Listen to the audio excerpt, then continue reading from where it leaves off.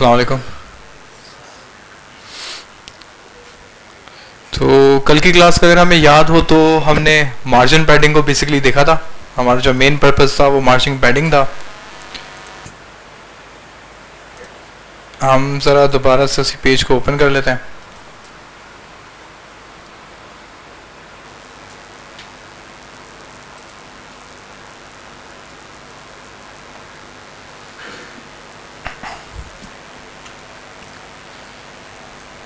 सही, तो बेसिकली हमने ये बात डिस्कस की थी कि HTML के अंदर या CSS के अंदर जो जितना भी कंटेंट है वो बेसिकली एक बॉक्स होता है और उस बॉक्स के बेसिकली 3 पोर्शंस हैं।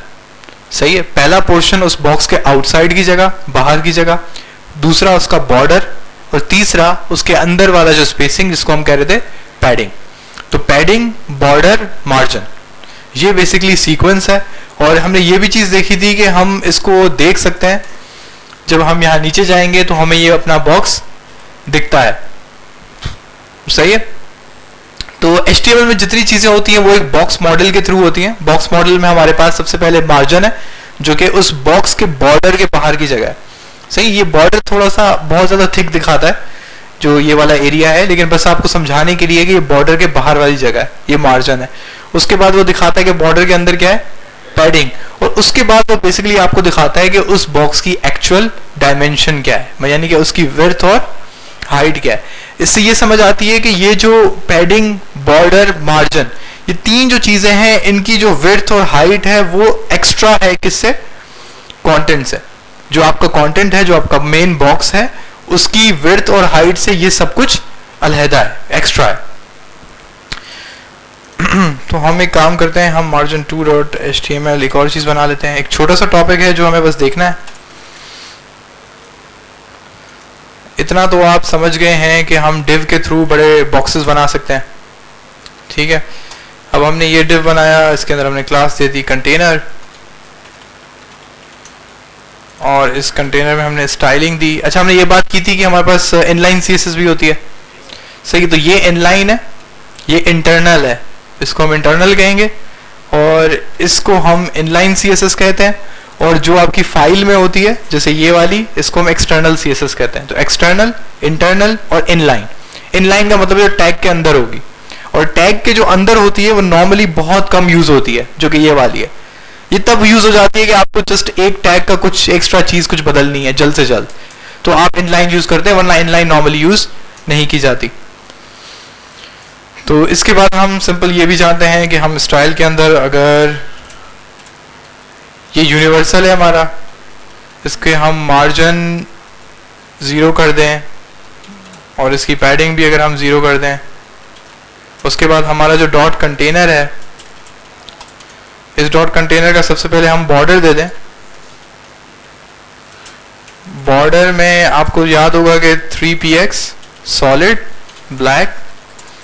उसके बाद इसके अंदर हम एक और प्रॉपर्टी दे देते हैं, इसकी हाइट। इसकी हाइट हम दे देते हैं 200px,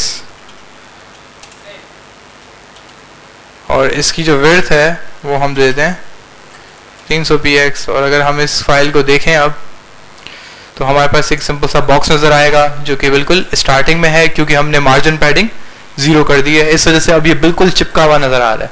ठीक है, इसके अलावा अब हम अगर इस कंटेनर पे, यानी कि इस बॉक्स पे मैं अगर देना चाहूँ मार्जिन, तो मार्जिन में हमने देखा था कि 2-3 तरीके हैं। एक तो टॉप, बॉटम, लेफ्ट, राइट, जो साथ में डैश करके लिखते हैं, एक वो भी तरीका था। एक तरीका था कि टॉप, ये आपका राइट, बॉटम और लेफ्ट, इन तीनों को अलग अलग दें। एक तरीका आखिरी था कि टॉप बॉटम साथ में और लेफ्ट और राइट साथ में। तो पहला अगर मैं इसको करूँ 0 और उसके बाद मैं इसको कहूँ ऑटो, तो ये कोई नंबर नहीं है, लेकिन क्या है ये, ऑटो। अगर हम ऑटो देंगे तो हम अगर इधर आके देखेंगे तो हमारा जो बॉक्स है वो स्क्रीन के एग्जैक्ट बीच में आ जाता है।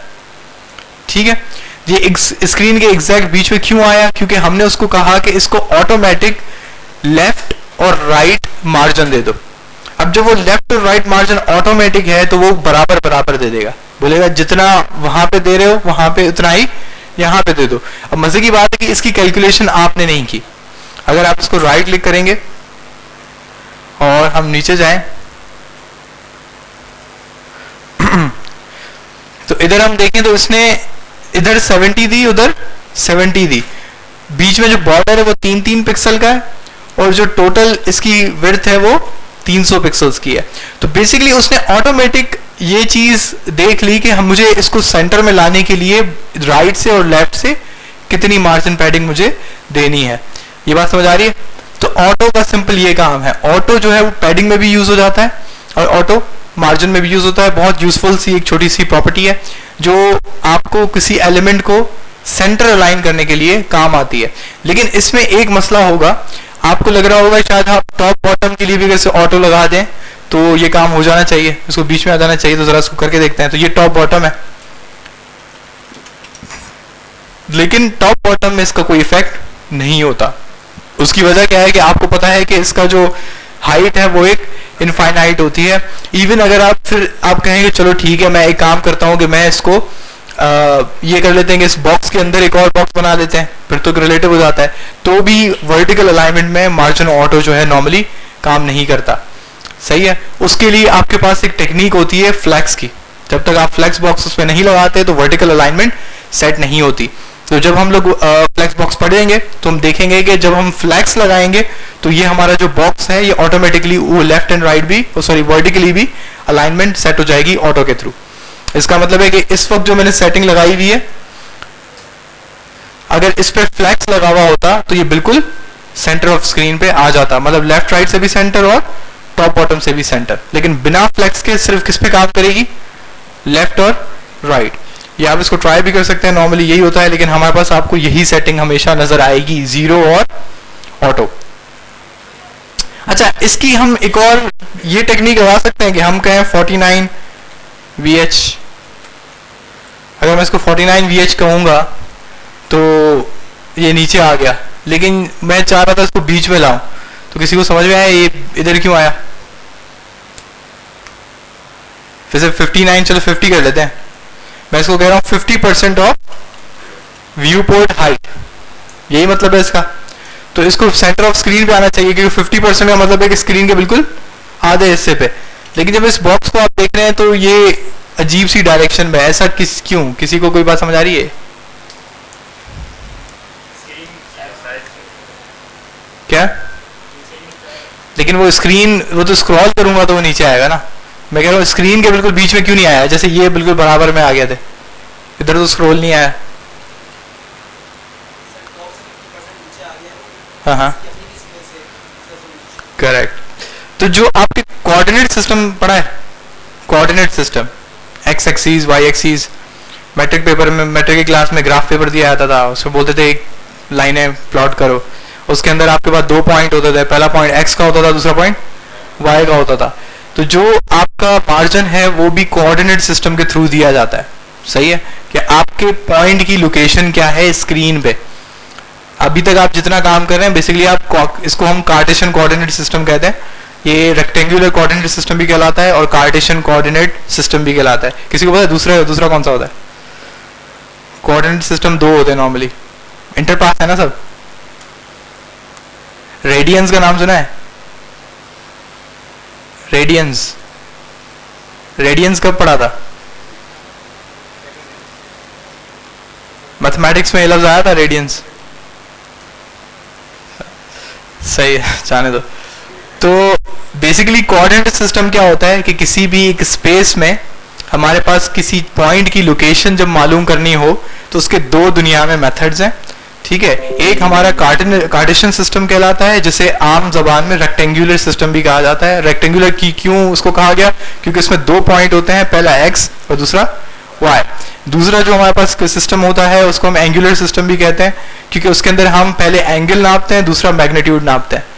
तो उससे क्या हमें उस पॉइंट की एग्जैक्ट लोकेशन मिल जाती है। जो ये एंगुलर सिस्टम है ये नॉर्मली शिप्स वगैरह जो हैं, जो शिप्स वगैरह जो होते हैं, प्लेन्स वगैरह जो होते हैं, वो इसको यूज करते हैं। और उसकी वजह ये है कि अच्छा किसी को बात समझ आ रही है कि वो लोग रेक्टेंगुलर क्यों नहीं कर रहे थे? एक्स वाई सिंपल तो था, एक्स इधर वाई इधर, तो उन्होंने ये इसके बजाय वो एंगुलर वाला क्यों इस्तेमाल किया? उसमें एंगुलर में ये होता है कि हम पहले एंगल चेक करते हैं कि 0 एक्सिस से कितने एंगल पर और कितनी लेंथ पर।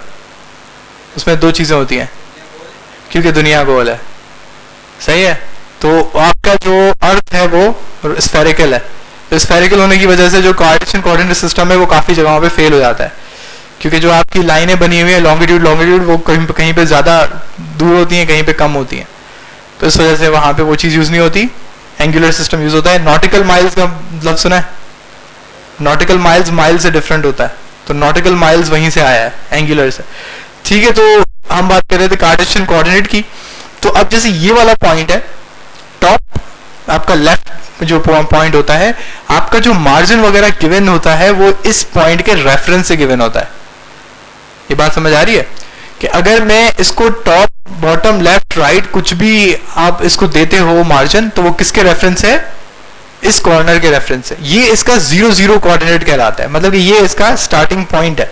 अब मैंने उसको बोला है कि 50% ऑफ VH का मार्जिन दो, कहां से? टॉप से। जब 50% ऑफ VH का मार्जिन वो देगा तो वो बेसिकली कहां से देगा? यहां से। तो उनकी बात सही थी कि उसने किया क्या कि यहां से लेके यहां तक 50% ऑफ व्यूपोर्ट हाइट उसने मार्जिन दे दिया। अब मुझसे मसला क्या हुआ, इसकी खुद की भी तो हाइट थी, तो वो क्या हुआ, वो नीचे चला गया। बात समझ आ रही है? तो ये सिंपल सा आपके पास इसमें मसला होता है। इसकी टोटल हाइट कितनी रखी हुई हमने?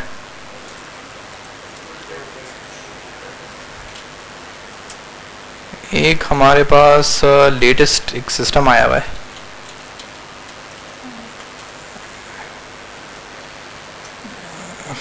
VH 150।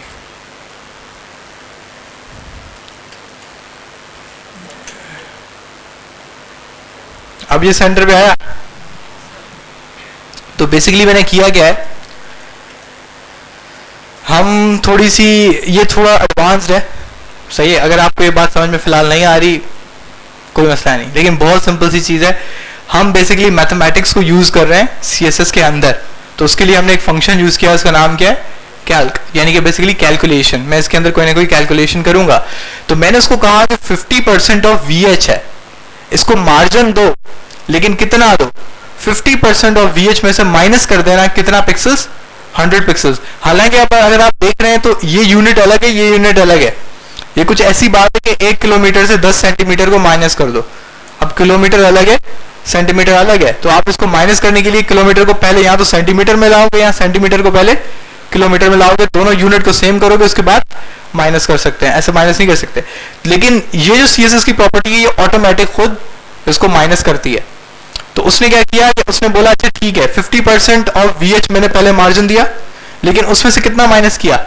100 px, जो कि बेसिकली क्या था? 200/2, सही है।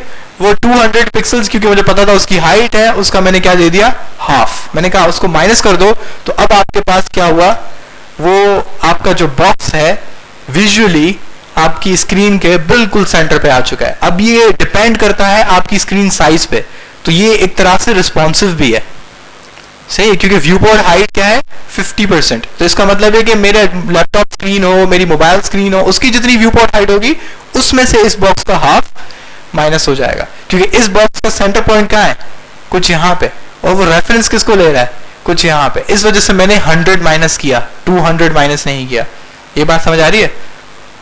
ये चीज समझ आ रही है? तो मैं बेसिकली इस पॉइंट पे रीच कर गया हूं। अब ये वाला पॉइंट जो है स्क्रीन के एग्जैक्ट सेंटर पे लाया करता है, ठीक है। तो इसमें थोड़ी सी छोटी सी मैथमेटिक्स है और कुछ भी नहीं है, बहुत सिंपल सा टॉपिक है, लेकिन आपको ये थोड़ा बहुत पता होना चाहिए। अच्छा, ये मैनुअल अप्रोच है किसी बॉक्स को बीच में लाने के लिए। अब इसी की दूसरी अप्रोच जो मैंने बताई वो किसके थ्रू थी? फ्लेक्स के थ्रू। उसमें तो आपको ये कैलकुलेशन भी नहीं करनी पड़ती, वो खुद ऑटोमेटिक सारी कैलकुलेशन जैसे इस ऑटो ने की वैसे ये सारी कैलकुलेशन खुद ही करके उसको बीच में ला देता है।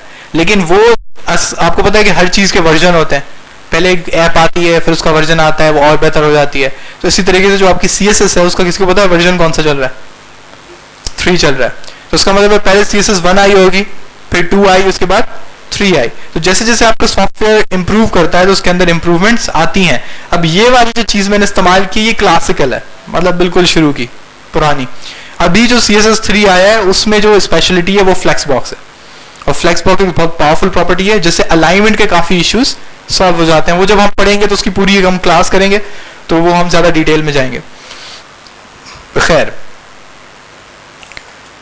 इसमें अभी तक किसी को कोई मसला है? मार्जिन, पैडिंग, बॉर्डर, किसी को कोई इशू है कि मार्जिन क्या है, पैडिंग क्या है, बॉर्डर क्या है? होगा भी नहीं इशू, क्योंकि आप में से मुझे नहीं लगता किसी ने कोई इसको ट्राई भी किया होगा। ठीक है, और जब तक आप इसको ट्राई नहीं करते तब तक आपको इसकी बात समझ में नहीं आएगी। आप अपने बाल तब नोचोगे जब मार्जिन लेफ्ट लगा के आप 100 पिक्सल दो और बॉक्स आपका वहीं का वहीं खड़ा है। आप मार्जिन ऑटो दो फिर भी आप उसका बॉक्स वहीं का वहीं खड़ा है, तो आपका दिमाग खराब हो जाएगा। उससे मसला क्या है कि अब ये एरर भी नहीं देगा, मतलब आप एक चीज लिखोगे उसका एरर भी नहीं आएगा, मतलब आप कोई चीज गलत भी नहीं कर रहे हो। अब एक चीज जो गलत हो ही नहीं रही है लेकिन जो आप चाह रहे हो वो नहीं हो रही है, तब मसले मसाइल ज्यादा बढ़ते हैं। तो अब आप गूगल को क्या बताओगे कि मार्जिन लेफ्ट 100 पिक्सल दे रहा हूं, वो तो कहेगा वेरी गुड। आप बोलोगे I am giving 100 pixels margin but it is not moving to the left. अब इसका क्या जवाब हो सकता है? वो आपको क्या जवाब देगा इसका? उल्टा यही बताता रहेगा कि मार्जिन लेफ्ट दो 100 पिक्सल लगाओ, मार्जिन लेफ्ट दो 1.0 कुछ VH लगा लो। वो तो ऐसी बातें करता रहेगा क्योंकि उसको थोड़ी पता है कि आपने मसला कहाँ किया है। तो इसमें लॉजिकल इश्यूज बहुत होते हैं। लॉजिकल इश्यूज कौन से होते हैं कि जो एरर नहीं देते लेकिन आपने वो चीज इस्तेमाल गलत की है जिसकी वजह से वो इफेक्ट नहीं आएगा। जैसे कि हमने देखा था कि वो हाइट वाला, हाइट में अगर आप 100% देंगे हाइट नहीं लगेगी, ये पता है आप लोगों को। अगर आप विड्थ 100% दोगे विड्थ 100% लगेगी, आप विड्थ 50% दोगे विड्थ 50% लगेगी। आप वही विड्थ 50% हाइट में दे दोगे आपका बॉक्स गायब। ठीक है, अब आप परेशान हो जाओगे यार ये बॉक्स किधर गया। तो ये बेसिकली जो थोड़ी बहुत टेक्निकल इश्यूज हैं ये इनका थोड़ा समझना जरूरी है, और ये आपको तब आएगा जब आप ये चीज खुद ट्राई करोगे। एक काम करते हैं कि हमने CSS काफी पढ़ ली, एक कोई बेसिक सी चीज बनाने की कोशिश करते हैं।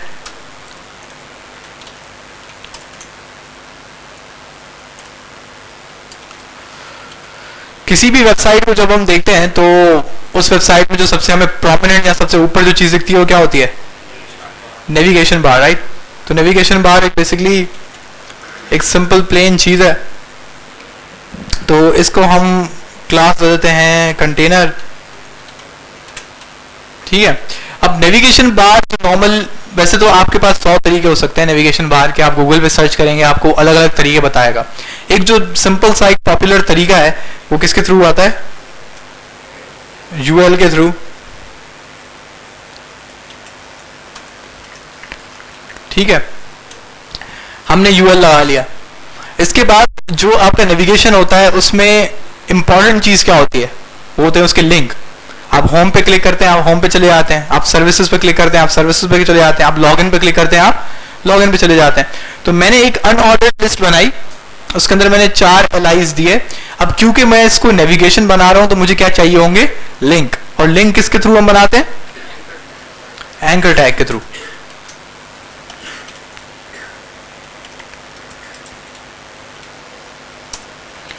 एंकर टैग हमने लगाया। ये हैश का किसी को पता क्या मतलब है? क्या? सेम पेज, जिस पेज पे आप खड़े हो उसी पेज पे पहुंचा देगा दोबारा। तो हम क्या करते हैं कि इसको हम कॉपी कर लेते हैं इन तीनों जगहों पे। ठीक है, अब पहले वाले को मैं कहता हूं होम, दूसरे वाले को मैं कहता हूं सर्विसेज, चौथे वाले को मैं कहता हूं पोर्टफोलियो, और फाइनली अबाउट। एक सिंपल सा मैंने कंटेनर बनाया, डिव। कंटेनर के अंदर मैंने UL बनाया, UL के अंदर मैंने A टैग्स लगा दिए और उसके अंदर मैंने एक टैग्स लिख दिया। अभी तक मैंने कोई CSS नहीं लगाई है। अब हम नेव पे जाके जरा इसको ओपन विद लाइव सर्वर करें तो किसी भी एंगल से ये एक नेविगेशन बार तो नहीं लगता, सही है। तो अब मैंने एक बात मैं कहता हूं कॉज एंड इफेक्ट, कि आप एक चीज देखें, आप बोले इसमें ये मसला, इसको सही करो। इस मेथड से आपका बेसिकली जो है CSS में काम नॉर्मली होता है कि आप रिक्वायरमेंट को चेक करते हैं फिर उस रिक्वायरमेंट के थ्रू आगे बढ़ते हैं। मुस्तफा आपकी आवाज आ रही है। अब एक चीज हम विजिबल देख रहे हैं, अब 1 बाय 1 चीजों को सही करते हैं ताकि हमें ये किसके थोड़ा करीब करीब लगे? Navigation bar. अब एक चीज हमें दिख रही है कि ये यहाँ पे स्पेसिंग्स है, ठीक है। नेविगेशन बार हमेशा ऊपर चिपका हुआ होता है, तो ये ऊपर वाली स्पेसिंग्स तो हमें नॉर्मली नहीं चाहिए। अब ये स्पेसिंग्स जो हमें नहीं चाहिए ये आप किसके थ्रू हटा सकते हैं?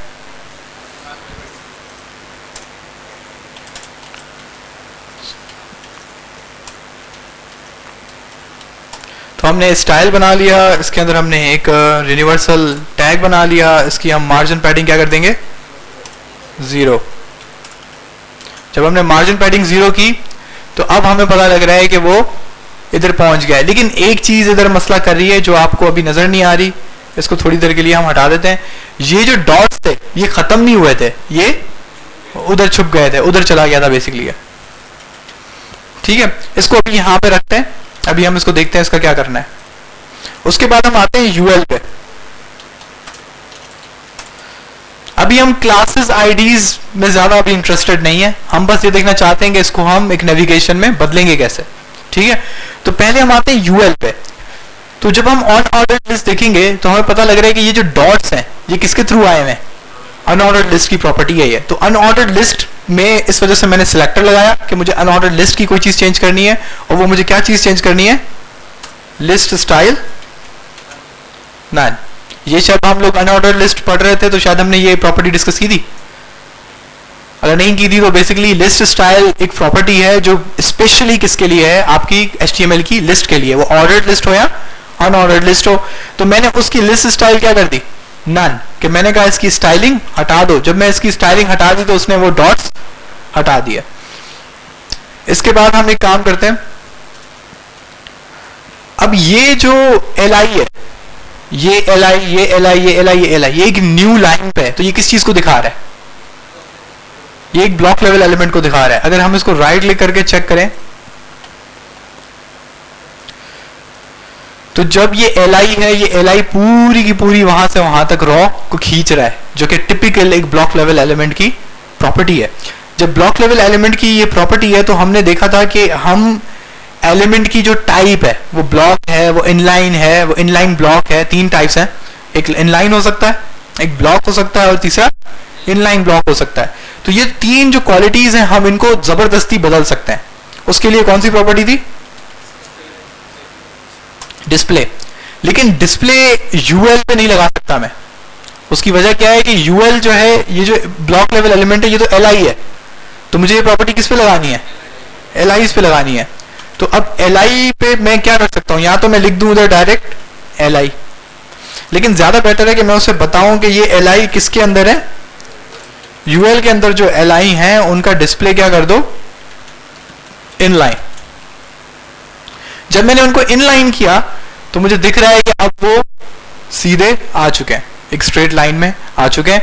तो मतलब हम अब अनऑर्डर्ड लिस्ट से थोड़ा बहुत नेविगेशन बार के करीब करीब पहुंच चुके हैं, थोड़ा बहुत करीब पहुंचे, ज्यादा नहीं। अब हम ये कर सकते हैं कि इधर हम अपना मार्जिन और पैडिंग 0 कर दें।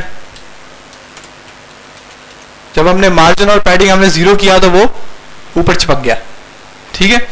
अब यही हमें चाहिए था क्योंकि आपका जो नेविगेशन बार है वो बिल्कुल टॉप पे होता है। तो बहुत सिंपल प्रॉपर्टीज यूज कर रहे हैं जो बेसिकली आपने अभी तक पढ़ी हुई हैं, और कोई इसमें कोई रॉकेट साइंस नहीं है। दूसरी अब बारी आती है टेक्स्ट की।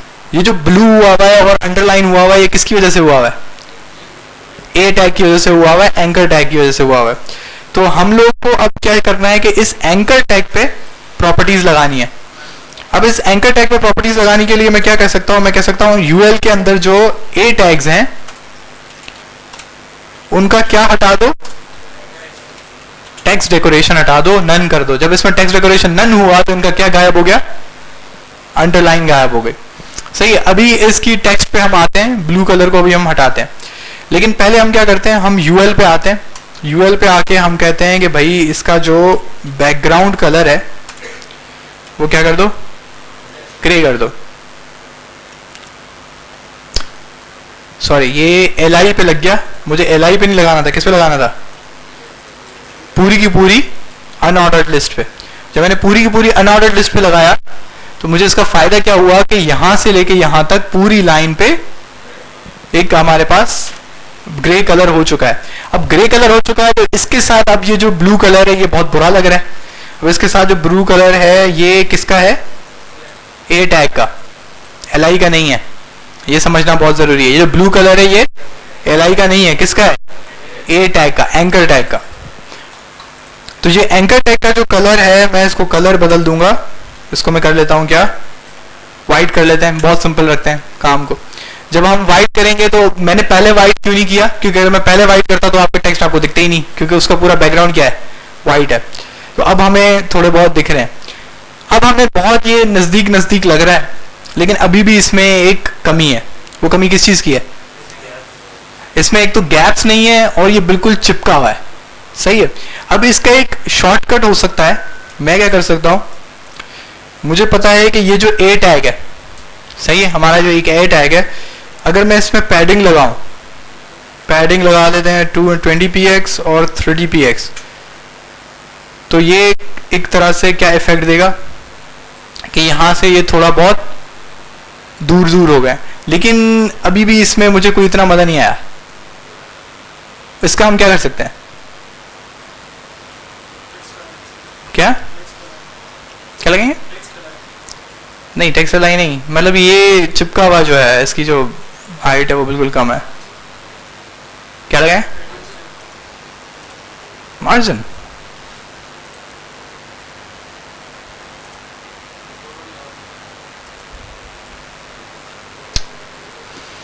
अभी हमने ए पे लगाया तो हमारे पास क्या हुआ है, ये ए का पूरा पैडिंग है, सही है, लेकिन कलर ये जो है ये ग्रे कलर किस पे है?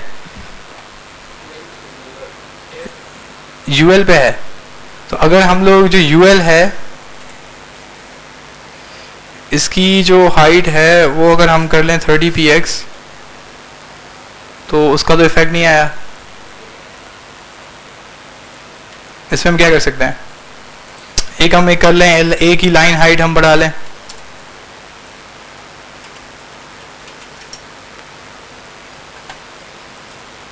तो अब हमारे पास थोड़ा एक चीज दिख रही है कि वो बार इंक्रीज हुआ, ठीक है।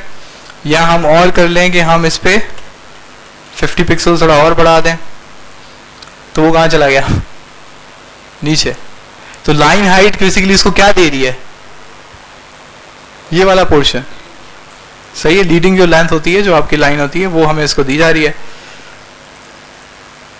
तो अगर इसको हम 30 पे ही रखा था हमने, अगर हम इसको 30 पे ही रखें तो ये हमारा थोड़ा बहुत बीच में आ रहा है, सही है, क्योंकि ये बेसिकली जिस उसकी हाइट है, ये उसकी हाइट से यहाँ पे सेंट्रल लाइन हो चुके हैं। या हम एक और काम कर लेते हैं कि हम ये जो ए है, जो सॉरी ये हमारे पास एलाइज हैं, अगर इनको हम पैडिंग देना चाहें सेम वाली ये, तो मतलब ये हटा के हम ये दें, तो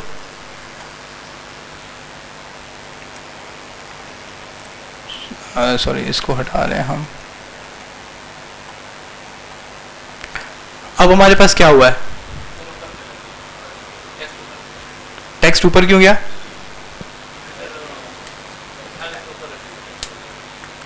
टेक्स्ट को एक काम करते हैं, हम इसको व्यू करते हैं,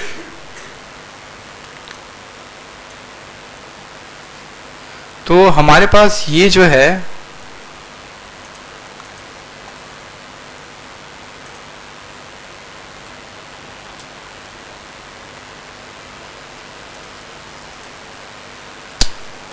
हमने जो पैडिंग दी वो किस पे दी? एलआई पे।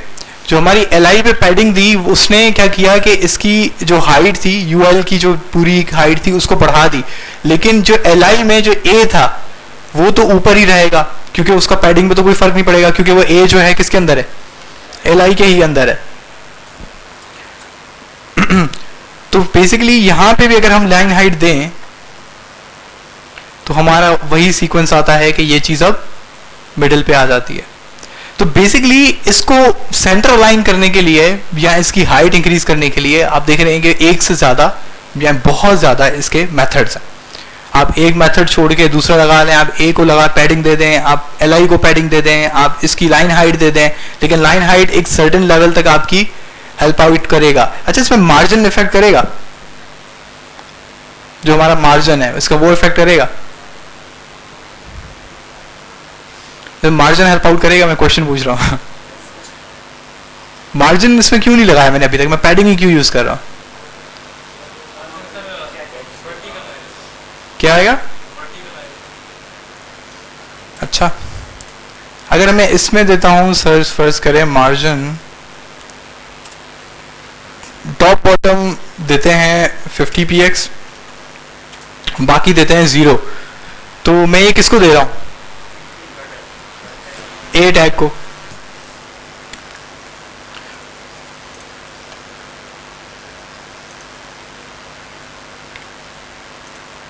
तो टॉप बॉटम बेसिकली यहां पर जो है इसकी जो ऊपर नीचे आपके पास जो इसकी स्पेसिंग है वो आपको बेसिकली शो क्यों नहीं हो रही? नहीं, यहां पे मैंने दे दी ना 50px।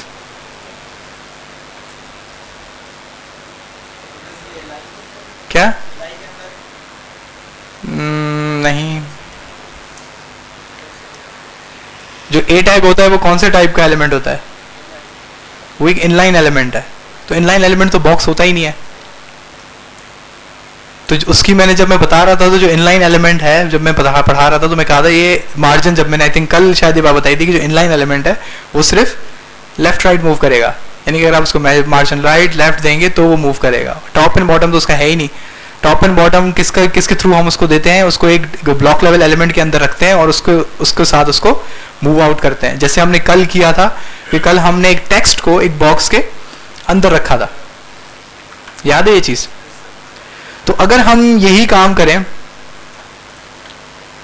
कि हमारे ये जो एलाइज थे इसको हमने क्या दिया है?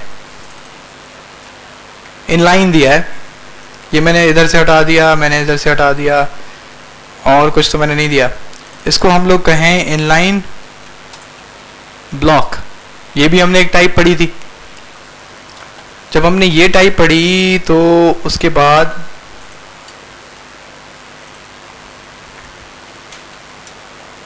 अब यहां पे क्या हो रहा है?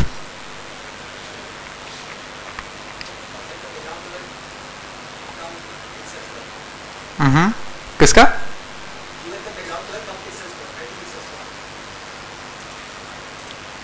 तो हम जरा देखते हैं यहां पे हो क्या रहा है।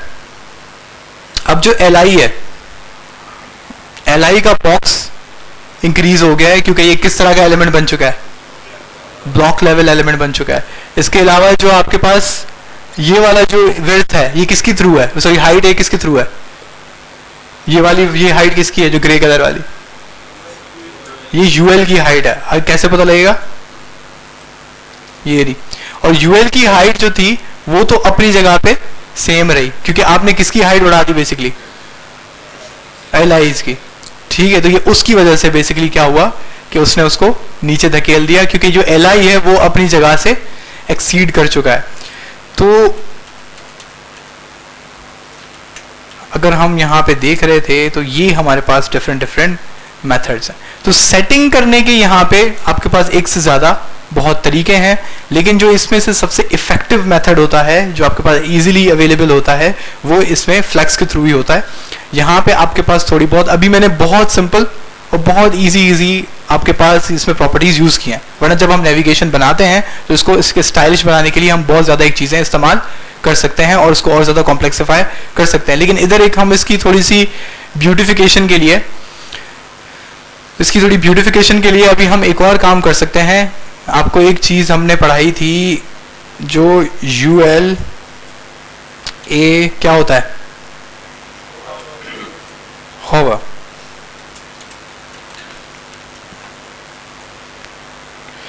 सही है। अगर मैं इसको क्या कह रहा हूं कि जब इस पे क्या होगा? होवर होगा, तो बेसिकली इसका जो कलर है वो लेट्स से कि आक्वा, अभी गोला गंडा बनेगा, सही है, लेकिन पकड़ लेते हैं आक्वा। तो अब जब हम इसमें होवर कर रहे हैं तो हमारे पास क्या इफेक्ट आ रहा है? एक हमारे पास एक होवर का इफेक्ट आ रहा है। एक बहुत ही कोई गंदा कलर उठाया है हमने।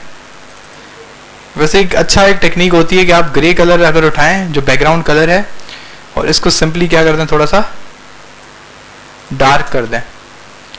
जब आप इसको थोड़ा सा डार्क करेंगे तो अब वो एक थोड़ा सा बेहतर फील देगा, एक बेहतर लुक देगा। ठीक है, तो ये एक बहुत सिंपल सा, एक बहुत इजी सा आपके पास नेविगेशन बार है। सही है, इसमें भी मैंने कोई फनकारी नहीं लगाई है, इसमें ना आपके पास लोगो है, ना आपके पास सर्च बॉक्स है, सही है। ये लेकिन बहुत सिंपल है, ये बस एक इस तरीके से है जो कि आपको जो चीज़ समझानी चाहिए, समझनी चाहिए कि हमने एक कैसे एक यूएल को कन्वर्ट कर दिया इस फॉर्मेट में, सही है। मेन चीज़ ये थी, बहुत शुक्रिया। तो इसमें ये मेन चीज़ है कि हमने एक सिंपल यूएल था, उसकी कैसे कैसे हमने स्टाइलिंग हटाई और उसको एक इनलाइन किया और उसको एक तरह से एक नेविगेशन बार में शो करा दिया, ठीक है। अब आप अगर इस पे गूगल पे सर्च करेंगे तो आपको नेविगेशन बार के और हजारों तरीके भी मिल जाएंगे। एक तरीका आपको मिलेगा जिसमें वो स्पैन यूज कर रहा होगा, एक तरीका आपको मिलेगा जिसमें वो सिर्फ डिव यूज कर रहा होगा, यानी कि सिर्फ डिव से सब कुछ बना लेगा।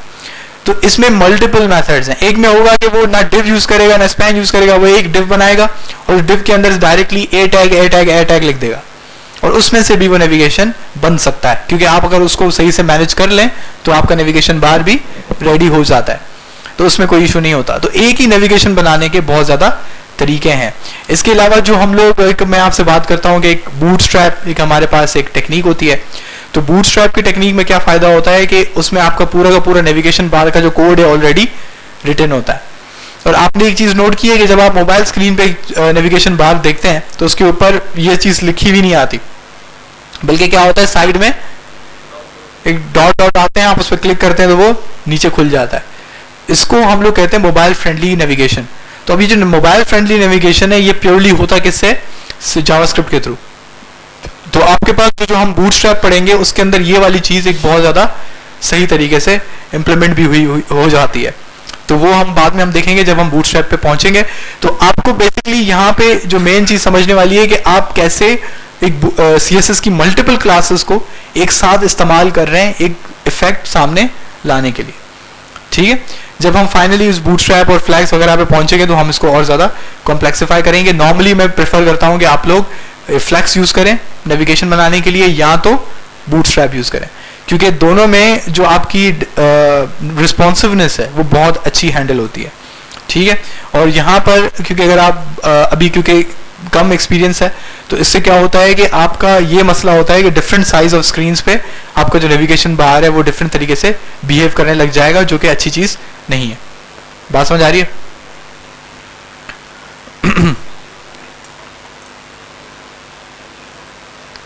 अच्छा, हमारे पास एक और प्रॉपर्टी होती है वैसे तो, हम देख लेते हैं उसको भी।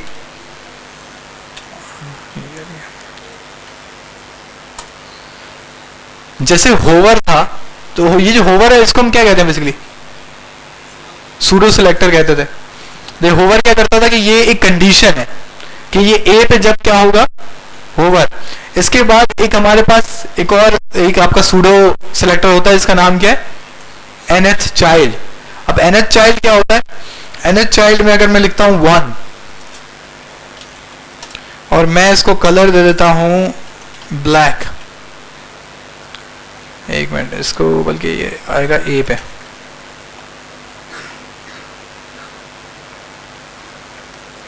सबके क्यों उठा रहा है,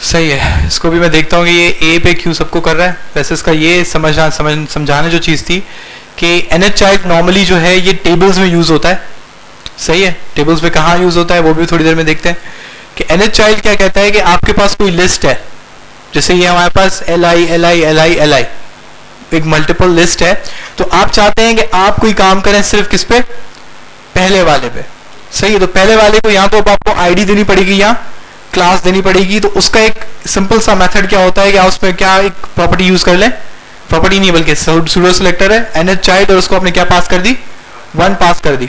अब अगर आप इस पे 2 पास करेंगे तो वो कहां चलाएगा, 2 पे चला जाएगा। इसी की तरीके से अगर एक होता है हमारे पास इवन, तो हमारे पास एक इवन वर्ड भी होता है। इवन में क्या होता है कि अब आपका ये जो इवन ब्लॉक्स हैं ये उन पे ये प्रॉपर्टी लगाएगा, बाकियों पे ये प्रॉपर्टी नहीं लगाएगा। अब इवन का ऑपोजिट क्या होता है, ऑड। तो जब आप ऑड पे लगाएंगे तो आप ऑड वैल्यूज जो हैं उन पे ये आपकी प्रॉपर्टी अप्लाई होती है, बाकी में अप्लाई नहीं होती।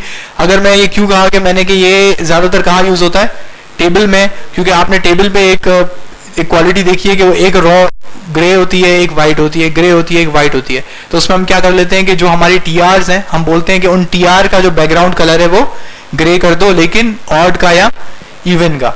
तो जैसे जैसे आपकी टेबल बढ़ता जाता है वो ऑटोमेटिकली उनका कलर ऑड इवन का क्या कर लेता है, चेंज करता रहता है। सही है। एक दफा एक स्टूडेंट था, उसको हमने बैच को ये टास्क दिया था कि मैंने कहा था एक प्रॉपर्टी है आपने ढूंढनी है जो इवन और ऑड करता है। तो उसने क्या किया था कि उसने 2 क्लासेस बना ली थी इवन और ऑड के नाम से, और हर टीआर को वो प्रॉपर्टी दी थी। अब प्रॉब्लम ये थी कि उसने जो मैंने मांगा था वो करके तो ले आया था, टेबल का एक रॉ जो था ग्रे था, फिर वाइट, ग्रे था, फिर वाइट। लेकिन अब वो वाली बात है कि अब अप्रोच को हम उसको गलत नहीं कर सकते, क्योंकि उसने जो चीज मांगी गई थी वो तो दिखा दी। ठीक है, तो सीएसएस में ये प्रॉब्लम है। लेकिन एक चीज है कि एक कन्वीनियंट मेथड है, आपने एक लफ्ज लिखा और काम हो गया, और उसने हर टीआर के बाद जो था उसको इवन ऑड उसको सारे प्रॉपर्टीज दी थी। तो ये तो डिफरेंट ऐसे आपकी मेथोडोलॉजी हो सकती है। जैसे मैंने कहा कि नेविगेशन की भी बहुत ज्यादा मेथोडोलॉजी है, एक इमेज जो हीरो इमेज बनती है उसकी बहुत ज्यादा मेथोडोलॉजी है कि आप एक से ज्यादा अलग अलग प्रॉपर्टीज यूज कर सकते हैं। जैसे मैंने कहा कि इवन ये काम करने के लिए भी फ्लैक्स हो सकता था, सही है, लेकिन यही काम हमने इससे भी कर लिया। दूसरा है आप इस पर फ्लोट राइट लगाओगे तो उधर चला जाएगा, तो फ्लोट राइट अगर आप नहीं लगाते फ्लैक्स यूज कर लेते हो उसमें, फिर आप जस्टिफाई एलिमेंट लगाते हो तो जस्टिफाई कंटेंट तो राइट करते हो तो वो भी उधर ले आता है। तो एक ही चीज सीएसएस में करने के बहुत ज्यादा तरीके हैं। लेकिन फिलहाल ये जो चीज है ये बहुत सिंपल सा कोड है, और अगर आप इसको यूज करते हुए आप इधर नेविगेशन पे भी इधर काम कर सकते हैं। इसको हम और कॉम्प्लेक्सिफाई करेंगे, लेकिन फिलहाल के लिए इतना काफी है। अब हम अपनी बुक पे जाते हैं और देखते हैं कि हम कहाँ पहुंचे हैं। तो हमने मार्जिन पैडिंग कवर कर ली, और हमने डिस्प्ले की प्रॉपर्टी भी देख ली, और हमने मार्जिन पे ऑटो का भी जो फंक्शनैलिटी वो भी देख ली।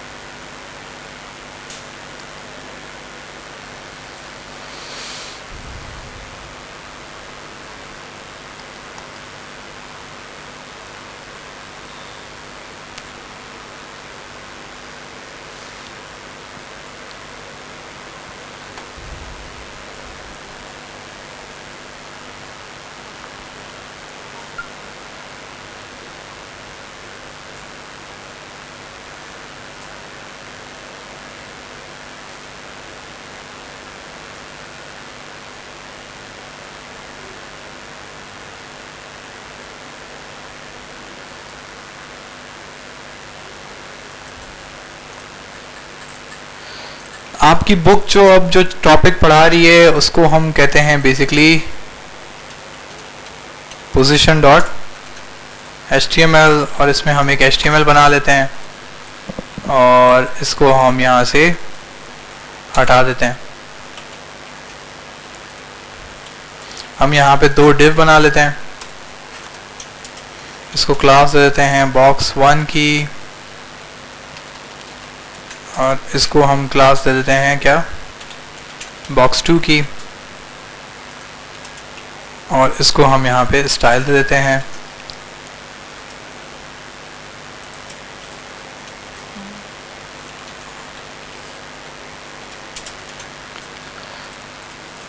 तो हमारे पास एक जनरल क्लास है डॉट बॉक्स की। अब इसके अंदर हमने विड्थ दे दी विड्थ, बल्कि 100 के बॉक्सेस देते हैं।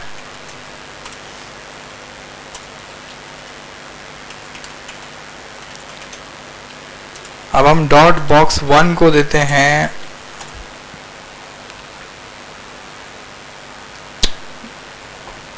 बैकग्राउंड कलर रेड, और डॉट बॉक्स 2 को हम देते हैं बैकग्राउंड कलर ब्लू। एक बहुत अभी तक जो काम हुआ है वो तो अब आपको बार बार दिखा है, बार बार समझ भी जाएंगे, कुछ इस तरीके से चीज बनेगी। सही है, इसमें तो कोई रॉकेट साइंस नहीं है। अब एक काम करते हैं कि इस पे हम लगा लेते हैं पोजीशन, कौन सी, रिलेटिव, और इसको हम दे देते हैं लेफ्ट 100 px, लेफ्ट 100 px। तो बेसिकली क्या हुआ कि वो अपनी पोजीशन से राइट कौन सा लेफ्ट की तरफ 100 px मूव कर गई है। चलो 100 की तरफ मूव की। अब हम इसको एक और काम कर लेते हैं कि हम दे देते हैं टॉप 100 px, तो वो इसके बराबर में आ गई क्योंकि टॉप से इसको कितना मिला, 100 पिक्सल मिला। तो ये आपके पास एक प्रॉपर्टी है पोजीशन। पोजीशन आपकी जो जितने भी एलिमेंट्स आपके पेज पे होते हैं वो आपके इस तरीके से लगे हुए होते हैं कि आप उस जगह पे एक तो कोई और जगह नहीं आ सकती, सही है, आपकी एक इमेज है या आपका एक बॉक्स है, आपका एक टेक्स्ट है, उसकी जगह पे उसके ऊपर कोई और चीज नहीं आ सकती या उसके पीछे कोई और चीज नहीं आ सकती। जो चीज जहां पे पड़ी है वो वहीं पड़ी है। लेकिन आपने वेब पेजेस पे देखा होगा कि ऐसा मुमकिन नहीं होता। अब आप फेसबुक खोलते हैं, नीचे आपके पास एक मैसेंजर का एक बटन बना हुआ होता है। अब जो भी आप स्क्रॉल करते हैं वो बटन एक तो वहीं रहता है और सारी टेक्स्ट के ऊपर वो बटन चल रहा होता है। अब मतलब पीछे से अगर आपकी पोस्टें भी चल रही हैं तो वो उसके ऊपर खड़ा होता है। ऐसे ही आती है आपकी एडवर्टाइजमेंट। कुछ वेबसाइट्स पर आपको एडवर्टाइजमेंट दिखती है, वो एडवर्टाइजमेंट आप स्क्रॉल करते रहते हैं तो भी वो आपके साइड में चलती रहती है। अब आपका जो पीछे टेक्स्ट है वो उसके पीछे भी चला जाता है लेकिन वो उसके ऊपर ऊपर खड़ी रहती है। लेकिन अभी तक जितना हमने HTML CSS पढ़ी है उसमें हमने कहीं भी ऐसा नहीं देखा कि एक एलिमेंट दूसरे एलिमेंट के ऊपर आ गया हो। मतलब जो चीज जहां पे लिखी जाती है वो उसकी अपनी जगह है। आप उसको मार्जिन पैडिंग के थ्रू इधर उधर इधर उधर मूव तो कर सकते हो लेकिन वो चीज अपनी जगह पे रहेगी और उसकी जगह पे कोई और चीज नहीं आ सकती। थोड़ा बहुत ओवरलैप की वजह से कोई टेक्स्ट एक के ऊपर जा सकती है लेकिन उसकी अपनी ओरिजिनल पोजीशन बाकी रहती है। तो इस चीज को, इस इफेक्ट को भी चेंज किया जा सकता है। अगर हम चाहते हैं कि एक हमारी जो चीज है वो वहां से निकल के जो कहीं और हमारे पास आ जाए तो हम उसके लिए कौन सी प्रॉपर्टी यूज करते हैं, पोजीशन। अब पोजीशन जो स्टैटिक होता है, इसकी पहली टाइप ऐसे कौन सी है, स्टैटिक। पोजीशन स्टैटिक जो है वो आपकी बाय डिफॉल्ट पोजीशन है। मतलब आप कोई पोजीशन उसको ना भी दें तो उसके कौन सी पोजीशन लगी हुई है, स्टैटिक, ठीक है। उसके बाद आपकी जो पोजीशन टाइप आती है उसका नाम क्या है, रिलेटिव। लेकिन आप रिलेटिव में देखेंगे तो रिलेटिव से भी कोई ज्यादा फर्क आपको महसूस नहीं होता। लेकिन उससे आपके पास 4 प्रॉपर्टीज आपको मिल जाती हैं और वो कौन सी हैं जो अभी हमने यूज की, जैसे लेफ्ट, एक आपके पास राइट, एक आपके पास बॉटम और आपके पास टॉप। तो ये जो 4 आपकी प्रॉपर्टीज हैं ये सिर्फ तब यूज हो सकती है जब आपकी पोजीशन क्या होगी, रिलेटिव होगी। अगर आप पोजीशन रिलेटिव उसको नहीं देते तो ये सारी प्रॉपर्टीज यूज नहीं हो सकती। इस वजह से क्या है कि पोजीशन रिलेटिव का मतलब होता है कि जो आपका टैग जहां पे जैसा है उसकी तकरीबन क्वालिटी वही रहेगी, सिर्फ आपको 4 ये वाली चीजें मिल जाएंगी अपने एलिमेंट को इधर उधर मूव आउट करने के लिए। अब इस पे एक सवाल उठता है। सवाल क्या उठता है कि मार्जिन था तो इसकी क्या जरूरत पड़ी। सही है, एक जेन्युइन सवाल है कि भाई एक मार्जिन है तो इसकी जरूरत क्या है। एक काम कर लेते हैं कि हम एक करते हैं टॉप हम करते हैं 100 पिक्सल्स। तो जब मैंने 100 पिक्सल किया तो ब्लू वाला गायब हो गया क्योंकि ये जो रेड है ये उसके ऊपर आ गया है। अब ये काम आप बताएं कि मार्जिन में पॉसिबल था, नहीं। अगर आप मार्जिन पे टॉप 100 देते तो वो नीचे वाले बॉक्स को भी धकेल देता। अब भी कुछ ऐसा हुआ है कि वो स्क्रीन से ऊपर आया और वो नीचे जाके उसने अपनी वाली नीचे वाले जो एलिमेंट है उसकी जगह घेर ली। लेकिन अब हम एक काम करते हैं, इस बॉक्स 1 के ऊपर हम एक नया बॉक्स बना लेते हैं और इसको नाम दे देते हैं बॉक्स 0, ठीक है।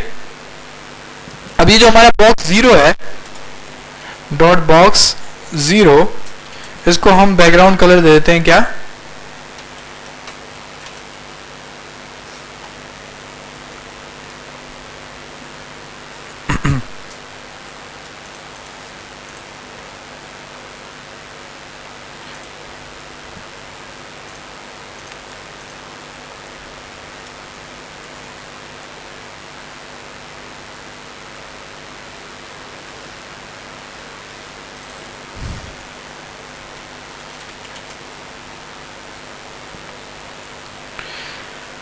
एक चीज हमें दिख रही है कि हमने जब ये ब्लैक कलर लगाया, ठीक है, तो ये जो रेड वाला है जो बेसिकली इसके पीछे कौन सा है, ब्लू भी है, तो ये अपनी जगह से मूव कर गया और ये नीचे आ गया, ये चीज महसूस की।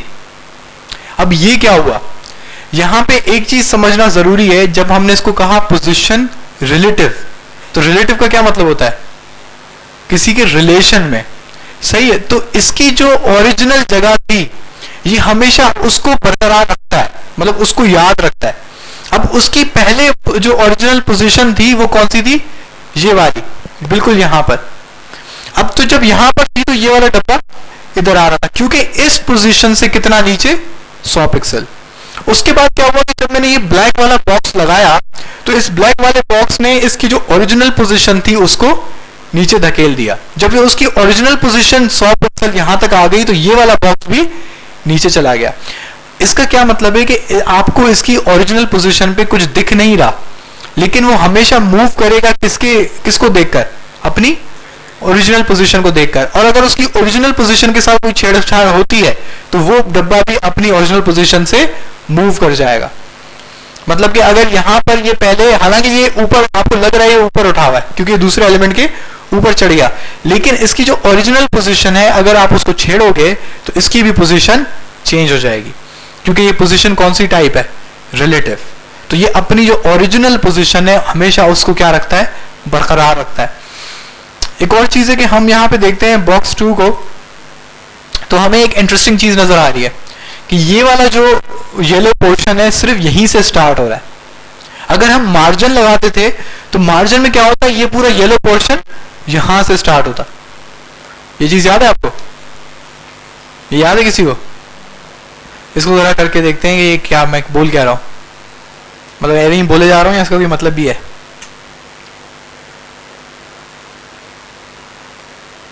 तो मैंने बॉक्स 2 को हटा दिया जो कि बेसिकली ब्लू वाला था, सही है, और बॉक्स 1 पे मैं पोजीशन रिलेटिव जो है इसको खत्म कर देता हूं। इसकी जगह पे मैं देता हूं मार्जिन टॉप, और मार्जिन टॉप कितना देता हूं, 100 पिक्सल। तो ये पोजीशन से जिस जगह पे हम इसको लाए थे ये वहीं पे आ गया, सही है। लेकिन हम अगर पीछे जाएं और बॉक्स 1 पे अब ये क्लिक करें तो अब ये येलो पोर्शन आप देख रहे हैं, ये पूरी जगह अब ये किसने घेरी हुई है, इसने। ये बात समझ आ रही है? तो पोजीशन रिलेटिव से क्या फायदा हुआ इसको मूव करने पे कि जिसको जो आसपास वाली जगह थी उस पर कोई इफेक्ट नहीं आया। यानी कि अगर वहां पे इसका इफेक्ट नहीं है तो इसका मतलब वहां पे दूसरी चीज आ सकती है, लेकिन ये अपनी ओरिजिनल पोजीशन को बरकरार रखेगा, यानी कि याद रखेगा। अगर वहां पे कोई भी चेंजेस होते हैं तो इसकी भी पोजीशन में चेंज आएंगे। अब ये जो मैं थोड़ी सी बातें कर रहा हूँ ये थोड़ी कंफ्यूजिंग है, मुझे पता है, लेकिन ये अगेन आपको तब ज्यादा फीजिबल होंगी या समझ आएंगी जब आप इसको खुद से ट्राई करेंगे, प्रैक्टिस करेंगे। तो लेकिन समझने वाली बात यह है कि एक हमारे पास प्रॉपर्टी है पोजीशन रिलेटिव के नाम से, और ये पोजीशन बल्कि पोजीशन के नाम से जिसकी वैल्यू क्या है, रिलेटिव। और रिलेटिव वैल्यू की खास बात क्या होती है कि आपको एलिमेंट मूव करने के लिए 4 चीजें मिल जाती हैं। जैसे अभी मैंने टॉप 100 पिक्सल दिया तो मैं लेफ्ट भी दे सकता था, अब मैंने लेफ्ट दिया 100 पिक्सल्स,